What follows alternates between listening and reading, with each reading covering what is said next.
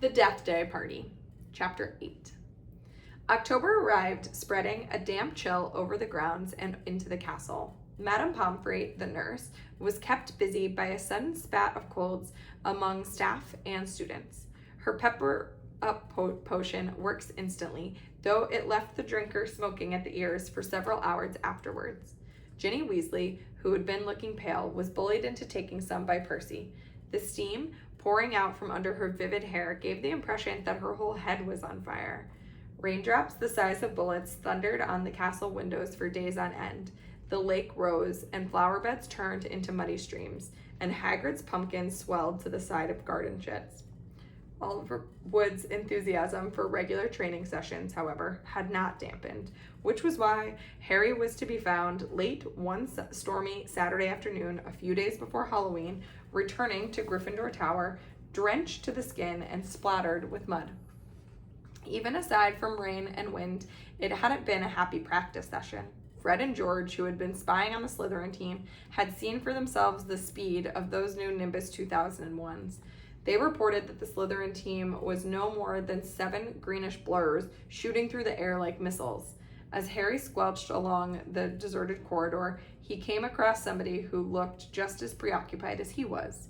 Nearly Headless Nick, the ghost of the Gryffindor Tower, was staring morosely out a window, muttering under his breath, "Don't fulfill the requirements. Half an inch, if that." "Hello, Nick," said Harry. Hello, said Nearly Headless Nick, staring and looking around. He wore a dashing plumed hat on his long curly hair, and a tunic with a ruff, which concealed the fact that his neck was almost completely severed. He was pale as smoke, and Harry could see right through him to the dark sky and torrential rain outside. "You look troubled, young Potter," said Nick, folding a transparent letter as he spoke and tucking it into his doublet. "So do you," said Harry. "Ah," Nearly Headless Nick waved an elegant hand. "A matter of no importance. It's not as though I really wanted to join. Thought I'd apply, but apparently I don't fulfill the requirements." In spite of his airy tone, there was a look of great bitterness on his face. "But you would think, wouldn't you," he erupted suddenly, pulling the letter back out of his pocket, "that getting hit 45 times in the neck with a blunt axe would qualify you to join the Headless Hunt?" "Oh, yes," said Harry, who was obviously supposed to agree. "I mean, nobody wishes more than I do that it had been quick and clean, that my head had come off properly. I mean, it would have saved me a great deal of pain and ridicule. However," Nearly Headless Nick shook his letter open and read furiously, quote, "We can only accept huntsmen whose heads have parted company with their bodies. You will appreciate that it would be impossible otherwise for members to participate in hunt activities such as horseback, head juggling, and head polo. It is with greatest regret, therefore, that I must inform you that you do not fulfill our requirement. Very best wishes, Sir Patrick Delaney Podmore." Fuming, Nearly Headless Nick stuffed the letter away. "Half an inch of skin and sinew holding on my neck, Harry. Half an inch. Most people would think that that's good and beheaded, but oh no, it's not good enough for Sir Pomfrey Decapitated Podmore." Nearly Headless Nick took several breaths and then said in a far calmer tone, "So, what's bothering you? Anything I can do for you?" "No," said Harry. "Not unless you know where I can get 7 free Nimbus 2001s for a match against Slytherin." The rest of Harry's sentence was drowned out by a high-pitched mewling from somewhere near his ankles.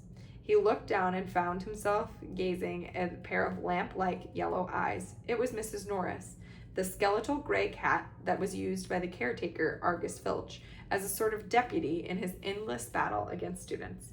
"You'd better get out of here, Harry," said Nick quickly.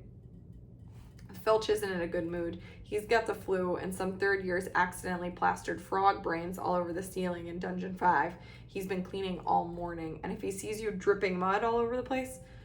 "Right," said Harry, backing away from the accusing stare of Mrs. Norris, but not nearly quick enough.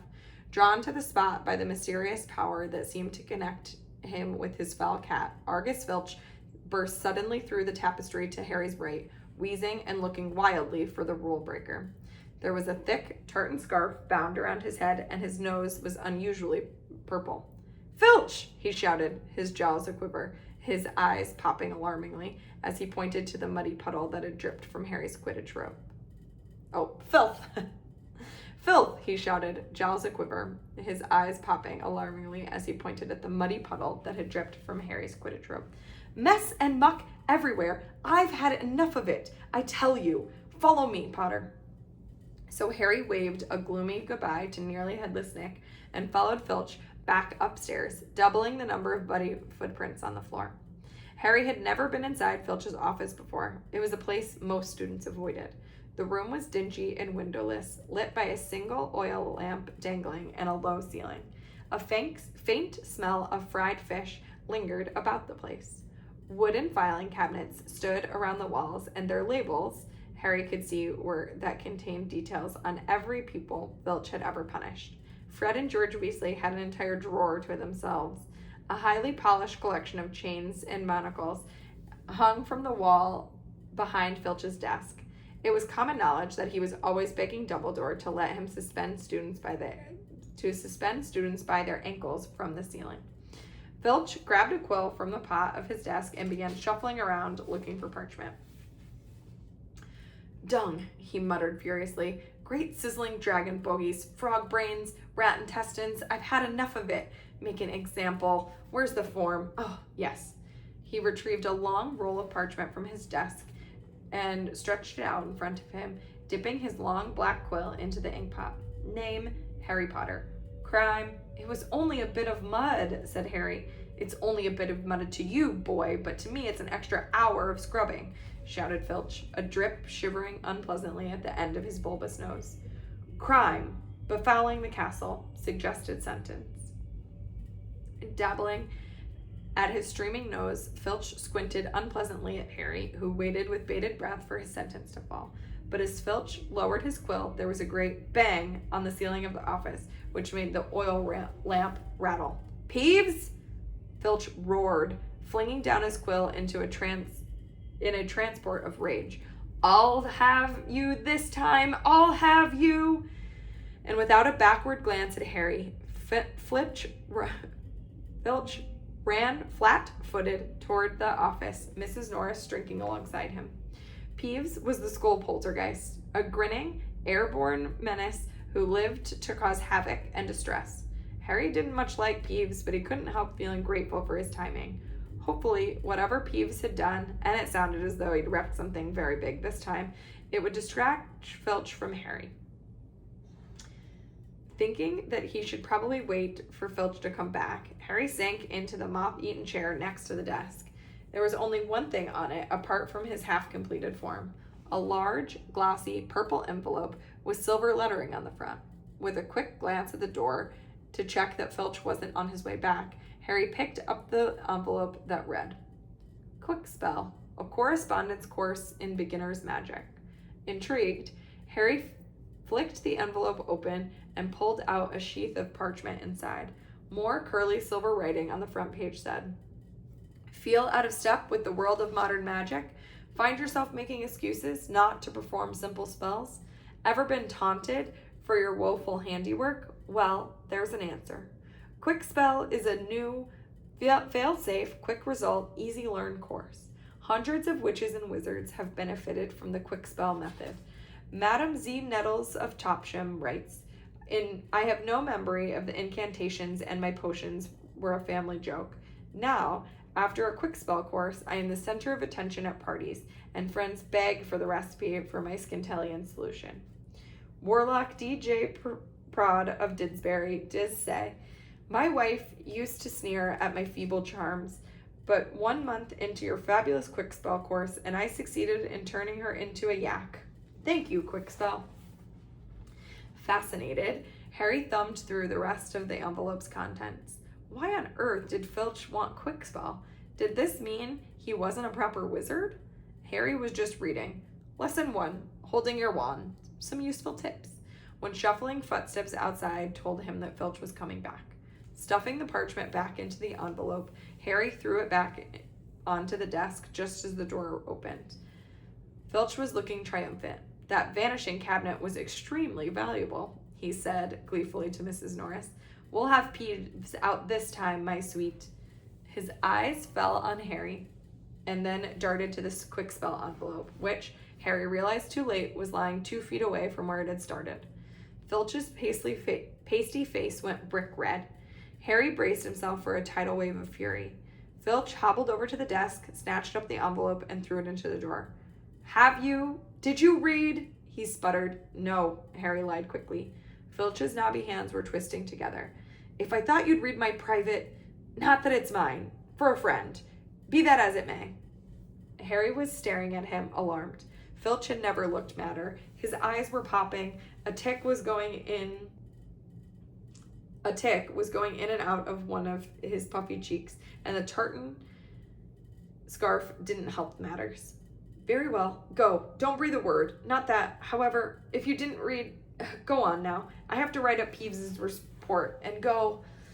Amazed at his luck, Harry sped out of the office, up the corridor, and back up the stairs. To escape from Filch's office without punishment was probably some sort of school record. Harry, did it work? Nearly Headless Nick came gliding out of a classroom. Behind him, Harry could see the wreckage of a large black and gold cabinet that appeared to have been dropped from a great height. I persuaded Peeves to crash it right over Filch's office, Nick said eagerly. Thought that might distract him. Was that you? Harry said gratefully. Yeah, it worked. I didn't even get detention. Thanks, Nick. They set off up the corridor again. Nearly Headless Nick, Harry noticed, was still holding Sir Patrick's rejection letter. I wish there was something I could do for you about the Headless Hunt, Harry said. Nearly Headless Nick stopped in his tracks, and Harry walked right through him. He wished he hadn't. It was like stepping through an icy shower. But there is something you can do for me. As Nick said excitedly, Harry, would I be asking too much? But no, you wouldn't want...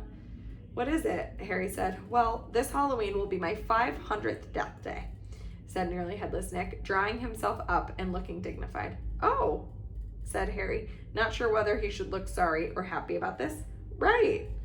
I'm holding a party down in one of the roomier dungeons. Friends will be coming from all over the country. It would be such an honor if you would attend. Mr. Weasley and Miss Granger would be most welcome too, of course, but I dare say you'd rather go to the school feast. He watched Harry on tender hooks. No, Harry said quickly. I'll come. My dear boy, Harry Potter, at my death day party, and... He hesitated, looking excited.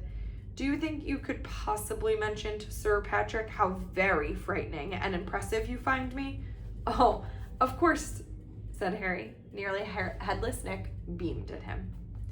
A death day party? Said Hermione keenly, when Harry had changed at last and joined her and Ron in the common room. I bet there aren't many living people who can say they've been to one of those. It'll be fascinating. Why would anyone want to celebrate the day they died? Said Ron, who was halfway through his potions homework and grumpy. Sounds dead depressing to me. Rain was still lashing at the windows, which was now an inky black, but inside all looked bright and cheerful. The firelight glowed over the countless squashy armchairs and where people were reading, talking, doing homework, and in case of Fred and George Weasley, trying to find out what would happen if you fed a filibuster firework to a salamander. Fred had rescued the brilliant orange fire-dwelling lizard from Care of Magical Creatures class, and it was now smoldering gently on a table surrounded by a knot of curious people. Harry was at the point of telling Ron and Hermione about Filch and the quick spell course when the salamander suddenly whizzed into the air, emitting loud sparks and bangs as it whirled wildly around the room. The sight of Percy bellowing himself hoarse at Fred and George, the spectacular display of tangerine stars showering from the salamander's mouth, and its escape into the fire with accompanying explosions drove both Filch and the quick spell course out of Harry's mind. By the time Halloween arrived, Harry had been regretting his rash promise to go to the Death Day party.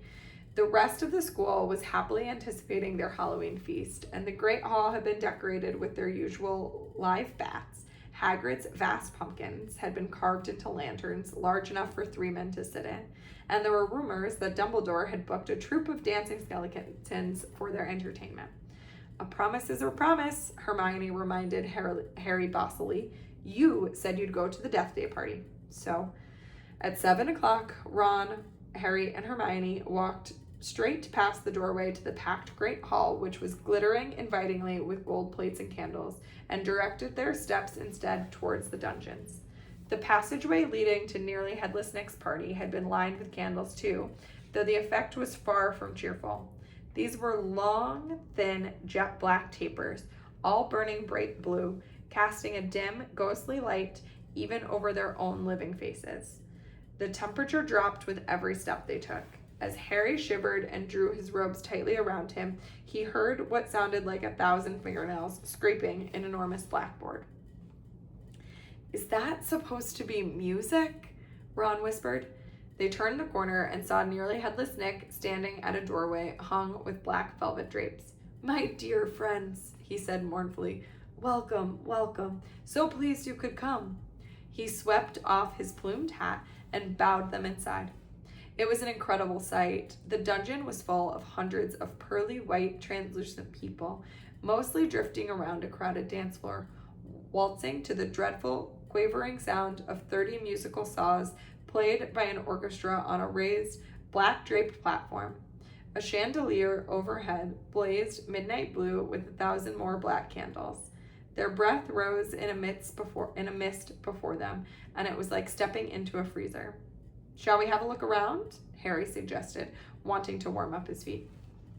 Careful not to walk through anyone, said Ron nervously as they set off around the edge of the dance floor. They passed a group of gloomy nuns, a ragged man wearing chains, and the fat friar, a cheerful Hufflepuff ghost who was talking to a knight with an arrow sticking out of his forehead.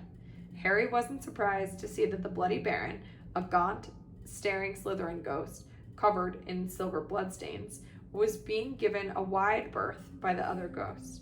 Oh no, said Hermione, stopping abruptly. Turn back, I don't want to talk to Moaning Myrtle. Who? Said Harry as they backtracked quickly. She haunts one of the toilets in the girls' bathroom on the first floor, said Hermione. She haunts a toilet? Yes, it's been out of order all year because she keeps having tantrums and flooding the place. I never went in there anyway if I could avoid it. It's awful trying to have to pee with her wailing at you. Look, food, said Ron. The other side of the dungeon was a long table, also covered in black velvet. They approached it eagerly, but the next moment had stopped in their tracks, horrified. The smell was quite disgusting. Large, rotten fish were laid on handsome silver platters. Cakes, burned charcoal black, were heaped on salvers, and there was a great maggoty haggis, a slab of cheese covered in furry green mold, and, in pride of place, an enormous gray cake in the shape of a tombstone with tar-like icing forming the words, Sir Nicholas de Mimsy Praetorian, died 31st October, 1492. Harry watched, amazed, as a portly ghost approached the table, crouched low, walked through it, his mouth held wide so it passed through one of the stinking salmon. Can you taste it if you just walk through it? Harry asked him. Almost, said the ghost sadly as he drifted away. I expect they've let it rot to give it stronger flavor, said Hermione knowledgeably, pinching her nose and leaning closer to look at the putrid haggis. Can we move? I feel sick, said Ron. They had barely turned around, however, when a little man swooped suddenly from under the table and came to a halt mid-air before them. Hello, Peeves, said Harry cautiously. Unlike the ghosts around them, Peeves the poltergeist was the reverse of pale and transparent. He was wearing a bright orange party hat, a revolving bow tie, and a broad grin on his wide, wicked face. Nibbles, he said sweetly, offering them a bowl of peanut covered in fungus. No, thank you, said Hermione. Heard you talking about poor Myrtle, said Peeves, his eyes dancing. Rude you were about poor Myrtle. He took a deep breath and bellowed, Oi, Myrtle! Oh, no, Peeves, don't tell her what I said. She'll be really upset, Hermione whispered frantically. I didn't mean it. I don't mind her. Hello, Myrtle. A squat ghost of a girl had glided over. She had the glummest face Harry had ever seen, half hidden behind lank hair and thick, pearly spectacles. "What?" she said sulkily. "How are you, Myrtle?" said Hermione in a falsely bright voice. "It's nice to see you out of the toilet." Myrtle sniffed. "Miss Granger was just talking about you," said Peeves slyly in Myrtle's ear. "Just saying how nice you look tonight," said Hermione, glaring at Peeves. Myrtle eyed Hermione suspiciously. "You're making fun of me," she said, silver tears welling rapidly in her small, see-through eyes. "No, honestly, didn't I just say how nice that Myrtle's looking?" said Hermione, nudging Harry and Ron painfully in the ribs. "Oh, yeah, she did." "Don't lie to me," Myrtle gasped, tears now flooding down her face, while Peeves chuckled happily over her shoulder. "Do you think I wouldn't know? Do you think I don't know what people call me behind my back? Fat Myrtle, ugly Myrtle, miserable, moaning, moping Myrtle." "You've forgotten Pimply," Peeves hissed in her ear. Moaning Myrtle burst into anguished sobs and fled from the dungeon. Peeves shot after her, pelting her with moldy peanuts, yelling, "Pimply! Pimply!" "Oh dear," said Hermione sadly. Nearly Headless Nick now drifted towards them through the crowd. "Enjoying yourselves?" "Oh yes," they lied. "Not a bad turnout," said Nearly Headless Nick proudly. "The Wailing Widow came all the way from Kent. It's nearly time for my speech. I'd better go warn the orchestra." The orchestra, however, stopped playing at that very moment. They, and everyone else in the dungeon, fell silent, looking around in excitement as a hunting horn sounded. "Oh, here we go," Nearly Headless Nick said bitterly. Through the dungeon wall burst a dozen ghost horses, each ridden by a headless horseman. The assembly clapped wildly. Harry started to clap too, but stopped quickly at the sight of Nick's face. The horses galloped into the middle of the dance floor and halted, rearing and plunging. At the front of the pack was a large ghost who had his bearded head under his arm, which he positioned while blowing the horn. From the ghost leapt down, lifted his head high in the air so he could see over the crowd. Everyone laughed. And he strode over to Nearly Headless Nick, squashing his head back into his neck. "Nick," he roared, "how are ya? Head still hanging in there?" He gave a hearty guffaw and clapped Nearly Headless Nick on the shoulder. "Welcome, Patrick," Nick said stiffly. "Livens," said Sir Patrick, spotting Harry, Ron, and Hermione, giving a huge, fake jump of astonishment so that his head fell off again. The crowd howled with laughter. "Very amusing," said Nearly Headless Nick darkly.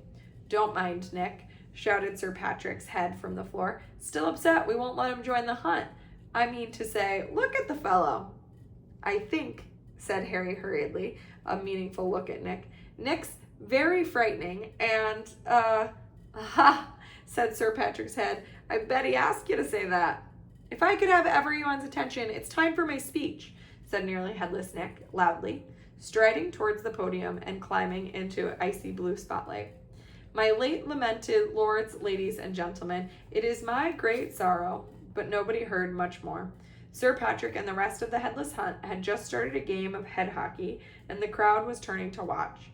Nearly Headless Nick tried vainly to recapture his audience, but gave up as Sir Patrick's head went sailing past him into loud cheers. Harry was very cold by now, not to mention hungry. "I can't stand much more of this," Ron muttered, his teeth chattering, but the orchestra ground back into action and the ghosts swept back to the dance floor. "Let's go," Harry agreed. They backed towards the door, nodding and beaming at anyone who looked up at them. A minute later, they were hurrying back up the passageway full of black candles. "Pudding might not be finished yet," said Ron hopefully, leading the way towards the steps of the entrance hall. And then Harry heard it. "Rip, tear, kill." It was the same voice, the same cold, murderous voice he had heard in Lockhart's office. He stumbled to a halt, clutching the stone wall and listening with all his might, looking around, squinting up and down the dimly lit passageway. "Harry, what are you—" "It's that voice again. Be quiet for a moment." "So hungry. for so long. Listen, Harry said urgently, and Ron and Hermione froze, watching him. Kill. Time to kill. The voice was growing fainter. Harry was sure it was moving away, moving upward. A mixture of fear and excitement gripped him as he stared into the dark ceiling. And how could it be moving upward? Was it a phantom to whom some stone ceilings didn't matter? This way, he shouted. He began to run up the stairs into the entrance hall. It was no good hoping to hear anything here. The babble of talk from the Halloween feast was echoing out the great hall. Harry sprinted up the marble staircase to the first floor, Ron and Hermione clattering behind him. Harry, what are we? Shh! Harry strained his ears. Distantly from the floor above, growing fainter still, he could hear the voice. I smell blood. I smell blood. His stomach lurched. It's going to kill someone, he shouted, ignoring Ron and Hermione's bewildered faces. He ran up the next flight of stairs 3 at a time, trying to listen over his own pounding footsteps. Harry hurtled around the hole of the second floor, Ron and Hermione panting behind him, not stopping until they turned a corner into the last deserted passage. Harry, what are you talking about? Said Ron, wiping sweat off his face. I couldn't hear anything, but Hermione gave a sudden gasp, pointing down the corridor. Look! Something was shining on the wall ahead. They approached slowly, squinting through the darkness. Foot-high words had been daubed onto the wall between 2 windows, shimmering in the light cast by flaming torches. The Chamber of Secrets has been opened. Enemies of the air, beware. What's that thing hanging underneath? Said Ron, a slight quiver in his voice. They edged nearer, and Harry almost slipped. There was a large puddle of water on the floor. Ron and Hermione grabbed him, and they inched toward the message, eyes fixed on the dark shadow beneath it. All 3 of them realized it at once and leapt backwards with a splash. Mrs. Norris, the caretaker's cat, was hanging by her tail from a torch bracket. She was stiff as a board, but her eyes wide and staring. For a few seconds, they didn't move. Then Ron said, Let's get out of here. Shouldn't we try to help? Harry began awkwardly. Trust me, we don't want to be found here. But it was too late. A rumble, as though a distant thunder, told them that the feast had just ended. From either end of the corridor, where they stood, came the sound of hundreds of feet climbing the stairs, the loud, happy talk of well-fed people. The next moment, students were crashing into the passage from both ends. The chatter, the bustle, and the noise died suddenly as the people in the front spotted the hanging cat. Harry, Ron, and Hermione stood alone in the middle of the corridor as silence fell among the mass of students pressing forward to see the grisly sight. Then someone shouted through the quiet, Enemies of the air, beware! You'll be next, mudbloods. It was Draco Malfoy. He had pushed to the front of the crowd, his cold eyes alive, his usually bloodless face flushed, as he grinned at the sight of the hanging, immobile